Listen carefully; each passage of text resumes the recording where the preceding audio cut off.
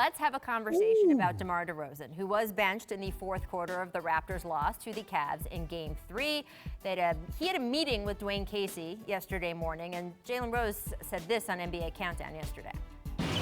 DeMar DeRozan, who signed for $139 in 2016, which means, unfortunately, and I hate to say this, that probably cost Dwane Casey his job. Wow, okay. Because it's going to be tough to gain the respect back from his highest paid and best player who's been a perennial 20-plus point scorer after the images that we see in the team. There's no way that this should have happened. There's no way. So the Cavs at Countdown, very strong on that.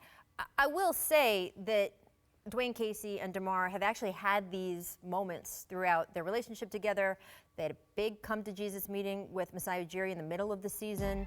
Again, it was reported that Casey and DeMar sat down yesterday morning, looked at film, talked this out one-on-one. Do you think that our Countdown guys are right, that Dwane Casey could lose his job over this?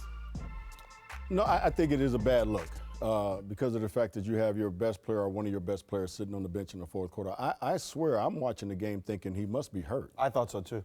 There must be some type of injury that we don't know about that he's not back in this game. You know, so I think if they had a sit-down talk again the other day, you know, the only thing I could think of as far as Dwane Casey's, you know, position, and I'm a big Dwane Casey fan, is that I messed up. I blew it. You know, come clean with DeMar and let him know what you think, if that's the case. But this is a bad look because, again, as a coach, if I'm going to go down, I'm going to go down with my best guys on the floor.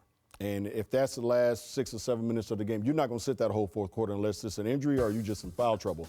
But I'm going to bring you back in that game because if I'm going to go down, I'm going to go down with the best 5 players I have on the basketball team. I'm with you, Byron, but I'd add to this. I'd also say that I understand to an extent where you're riding a group that gets you back in the game, but he's your closer for a reason, right? Like, he's the highest paid player. Even if it's the last 3 or 4 minutes of the quarter, you get him in to finish the job because those guys had been in there for a long time.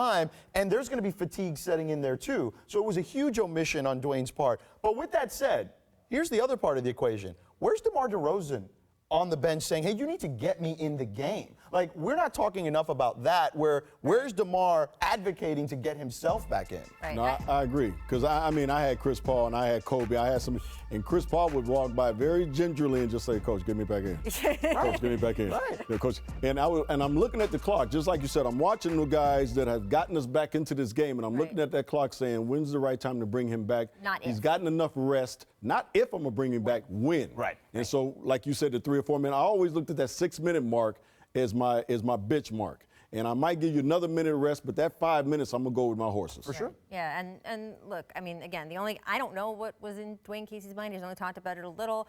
The only context I can give is that when they had that sort of meeting I was going to say a third of the way through the season, DeMar came out and had some great games afterwards. So maybe he thought this was a way of motivating DeMar. It is a tricky situation, though. If this team gets swept out of this round, or maybe even if they lose in 5, people in Toronto are going to say, well, what's going to change for next year? I always say, fire the coach. Well, okay, well, who are you going to replace him with? Right? Break up the team? Well, okay, well, what are you going to break up and replace them with? So I don't think it's as easy as just get rid of some of those guys, but you do have to look at what the other things you might be able to do and then weigh what's better, staying together or maybe making some changes. But they're clearly a blow-up candidate, potentially, right? Whether it's the coach or the roster or something. They are, but my question always is like, okay, but then blow up for what? And, like, is it going to be better than a player of the level of DeMar DeRozan, a player of the level of Kyle Lowry, the bench that they have, the way their salaries are committed? It's not like they have to make some big other salary commitment next year where they'll go way over the tax or something so they could keep this group together for basically, extra money.